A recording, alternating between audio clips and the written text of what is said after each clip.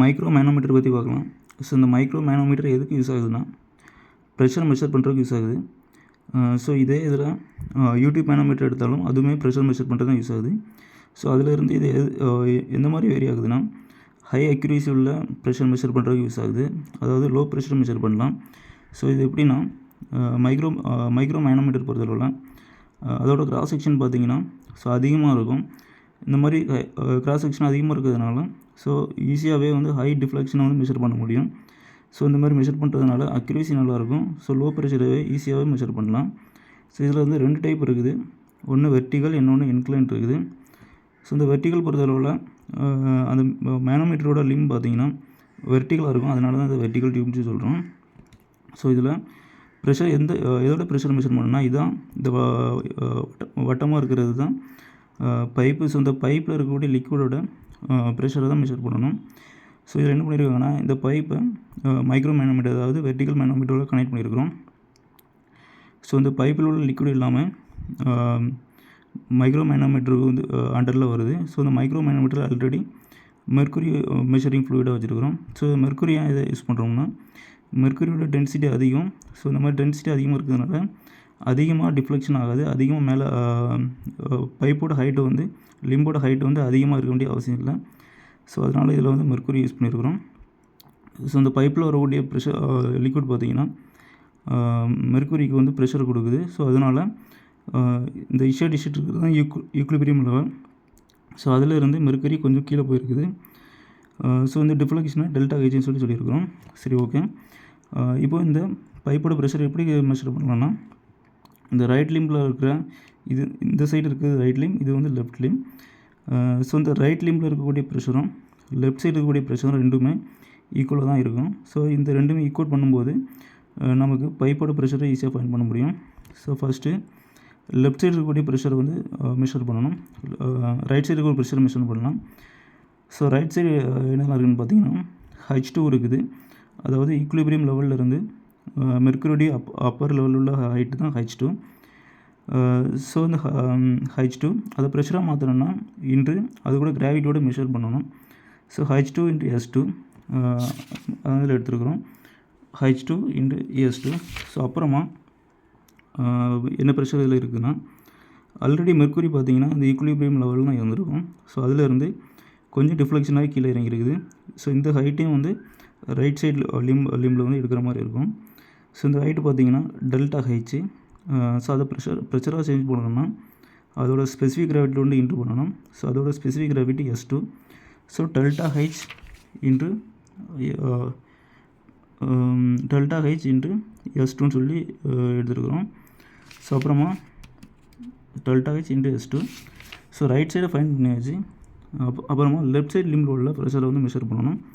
So left side என்ன இருக்குதுன்னா left side லிம்பில் பார்த்திங்கன்னா பைப்போட சென்டரில் இருந்து ஈக்குலிபிரியம் லெவலில் H1 இருக்குது.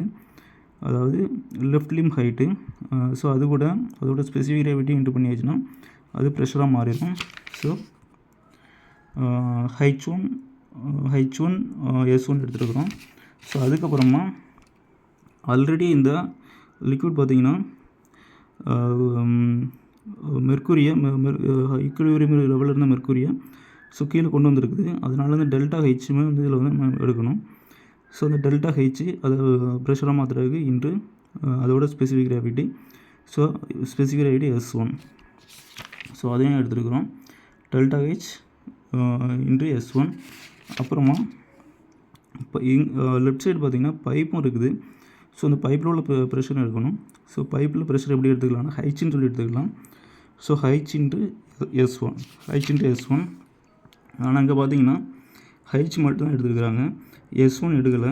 ஸோ எதனால் S1 எடுக்கலைன்னா லோ டென்சிட்டியாக இருக்கும்போது லிக்விட் லோ டென்சிட்டியாக இருக்கும்போது பைப்பில் உள்ள கிராவிட்டி வந்து மெஷர் பண்ண வேண்டிய எடுக்க வேண்டிய அவசியம் இல்லை. அதை நெக்லெக்ட் பண்ணிடலாம். ஸோ அதனால் H மட்டும் எடுத்துருக்குது.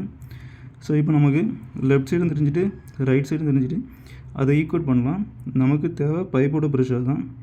ஸோ அந்த பைப்போட ப்ரெஷரை மட்டும் ஒரு சைடாக வச்சுட்டு அந்த ஹைட்டை மட்டும் ஒரு சைடாக வச்சுட்டு மிச்சம் எல்லாத்தையுமே வந்து இன்னொரு சைடு கொண்டு போயிடலாம். ஸோ அப்படி கொண்டு போயிடுச்சுன்னா நமக்கு ஹைட்ஸ்னு வச்சு ஒரு ஈக்குவேஷன் கிடைக்குது. ஸோ இந்த ஈக்குவேஷனில் டெல்டா ஹெச் வேல்யூ மட்டும் நமக்கு தெரியாது. ஸோ அப்போ அந்த டெல்டா ஹெச் வேல்யூ கண்டுபிடிக்கணும். ஸோ டெல்டா ஹெச் வேல்யூ எப்படி கண்டுபிடிக்கலாம் அப்படின்னா,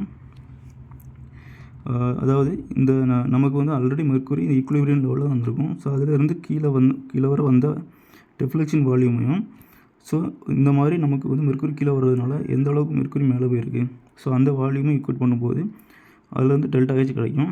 ஸோ ஃபர்ஸ்ட் வந்து எந்த அளவுக்கு வால்யூம் வந்து ஃபால் டவுன் ஆகிருக்குது, so height into area. So height இதில் வந்து டெல்டா ஹெச், ஏரியா வந்து கேபிட்டல் ஏன்னு சொல்லி எடுத்துருக்குறோம். So A into delta H. So அப்புறமா அந்த ஈக்குலிபிரியம் லெவலில் மெர்க்குரி எந்த அளவுக்கு மேலே போயிருக்குது, ஸோ அதோட ஹைட்டு இன்ட்டு அதோட ஏரியா. ஏரியாவை ஸ்மால் ஏன்னு வச்சுருக்கோம், ஹைட்டு வந்து H2. So A into H2. நமக்கு தேவை டெல்டா ஹெச் தான் தேவை. ஸோ டெல்டா ஹெச்சை மட்டும் ஒரு சைடை வச்சுட்டு மிச்சம் எல்லாத்தையும் ஒரு சைடு ரெண்டு போயிடலாம். ஸோ அதில் வந்து நமக்கு ஒரு ஈக்குவேஷன் கிடைக்குது. அந்த ஈக்குவேஷன் டெல்டா ஹெச்சை அப்படியே எடுத்து இந்த ஹெச் ப்ரெஷர் ஃபார்முலாவில் அப்ளை பண்ணலாம். ஸோ அப்ளை பண்ணும்போது H is equal to H2S2 minus H1S1 plus A/H H2S2 minus S1 சொல்லிட்டு நமக்கு